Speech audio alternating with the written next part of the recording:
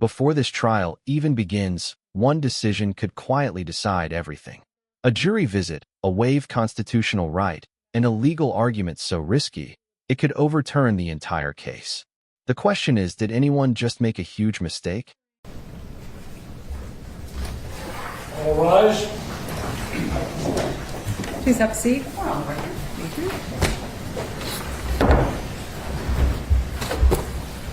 Good afternoon. It's Thursday, April 23rd, 2026. We are here on case number 26 CR 88. The matter's captioned State of Ohio versus Caleb C. Flynn.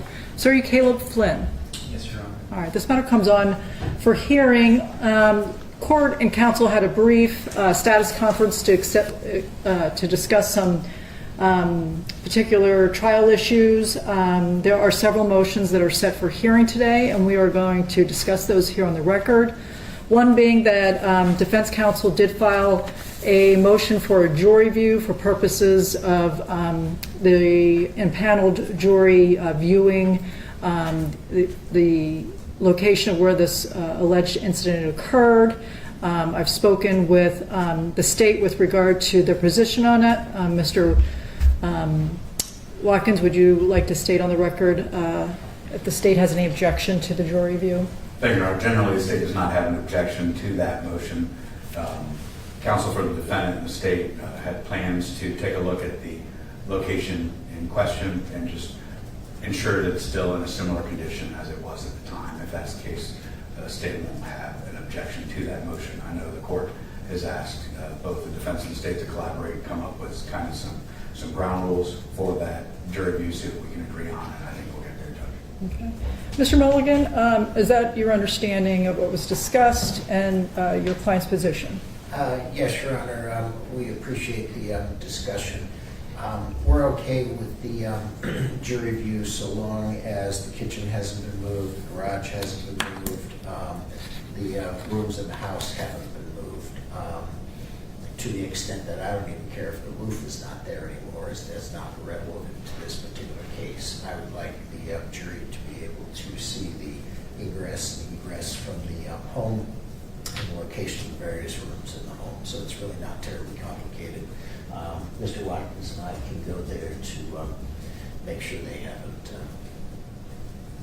moved the rooms. Okay. Well, based upon the parties' discussion and the court's understanding of that, as well as what's been put here on the record, the court finds good cause for granting the jury view. As noted, the state has volunteered to provide some type of layout. All right, this is a subtle but powerful move. What's called a jury view. It means the jurors might physically visit the scene of the alleged incident. Why does that matter? Because visuals can shape perception in ways words simply can't.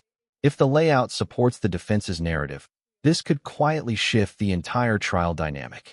But here's the twist. What if the scene has changed over time? That's where things get interesting. Or map of the home and the areas counsel will, that will be viewed by the impaneled jury. A list will be provided by counsel for the court to have the jury consider. Typically, the court will have the state of Ohio provide transportation and security for the jury and the court's bailiff. There will be the particulars of all the logistics will be set forth in a formal order by this court. Additionally, Mr. Mulligan, your client has the right to proceed to the jury view as well. What is his position with regard to that? We were not going to have Mr. Flynn on the jury view. Okay. Thank you. I do need to speak with the defendant with regard to his potential waiver of that. So is there any issue with that, Mr. Mulligan? No, Your Honor. I've discussed it with him, and he's willing to waive his presence on the jury view. So, Mr. Flynn, I need to speak to you briefly about this. Under the state of Ohio, the law in the state of Ohio, both as to statute and constitution, you do have a right to be present during the jury view. Do you understand that? Yes, Your Honor. Your attorney has indicated to me that you wish not to go to the jury view. Is that correct? Yes, Your Honor. Has anybody forced you, coerced you, or threatened you to decide against going? No, Your Honor. And is it your belief that at this time you prefer not to go on the jury view? Yes, Your Honor. Okay. You understand you're giving up a constitutional right and a statutory right to be present during the jury view? Yes, Your Honor. All right. Based upon the defense's own request as well as the defendant's comments here in the court will deem that he has waived his presence at the jury view. All right. Moving on to the second issue, which is the state's motion pertaining to the rights of a child witness when testifying. The state filed this motion just here recently, and defense counsel has provided a memorandum in opposition. At this time, would counsel like, Mr. Watkins, would you like to present testimony? Now this is where the legal tension spikes. The defense is basically warning the judge, get this wrong, and this case could be overturned. They're citing a fresh appellate decision, State versus Johnson, to argue that protecting child witnesses can't come at the cost of the defendant's rights. So the real question is, will the court prioritize emotional protection or strict legal procedure? Because one misstep here could echo all the way to appeal. Or would you just like to make a statement with regard to your motion? I think a statement would suffice, Your Honor. As my understanding, the defense is willing to stipulate at this time that there will be minor children testifying potentially at this hearing. But I think that's as far as the stipulation goes. That would be correct, Mr. Mulligan? Yes. With that, Not to the ages? Are you stipulating to the ages, Mr. Mulligan? That's fine, Your Honor. the ages would be 9 and 12, Your Honor. Thank you. Go ahead. Thank you, Your Honor. The defendant filed a response to my motion yesterday evening. In that motion, they asked the court to focus on Ohio Revised Code Section 2945.481. I believe the defendant has done that because he knows he has no argument against the state's motion as written in regards to Revised Code Section 2945.483. The state is just simply asking the court to enforce the rights that these young children have while they testify in this court. Thank you. Thank you, Mr. Watkins. Mr. Mulligan, at this time, would you like to make a statement? Yes, Your Honor. I would point the court to State v. Johnson, which was a unanimous decision from the Second Circuit Court of Appeals. It was decided on March 6, 2026, and in that case, Judge Huffman, Judge Lewis, and Judge Tucker unanimously overturned the Johnson matter.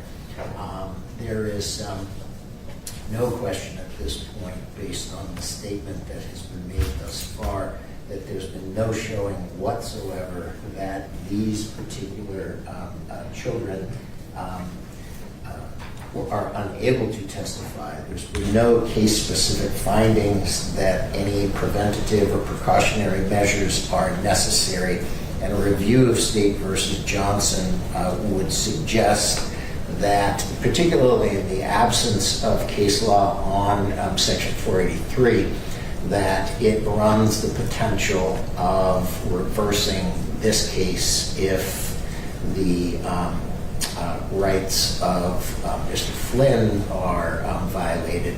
In that particular case, they specifically found that it was harmful error and overturned it. And I think that that would be applicable to this case as well. So I would ask the court to review that particular case. The citation on it, it's Court of Appeals number 30506. I believe the citation on that would be 2026-Ohio-757. So I'd ask the court to review that as well. Thank you. Thank you. Mr. Watkins? Thank you, Your Honor. Yes, Your Honor. Just in response, that Johnson case just cited by the defendant refers to that .481 section and requirements of 2945.481. The things that Mr. Mulligan just mentioned are required under that .481 statute. The legislature did not include a single one of those in .483. Well, the court will take the matter under advisement as to the child witness testifying under 483 of the revised code of 2945, issue a written decision. Otherwise, this matter is scheduled for a 2-week trial, at least a 2-week trial to begin on May 4th, and we will be proceeding in that fashion. Are there any other matters we need to discuss? Mr. Mulligan? There's some suggestion in the Johnson case that, and I understand that I filed a written objection in this particular case of the motion concerning child witness testimony. I believe I'm required to preserve that error, so I would ask for permission to do that. You may. Thank you. Anything further from the state? No, you're right. We are adjourned.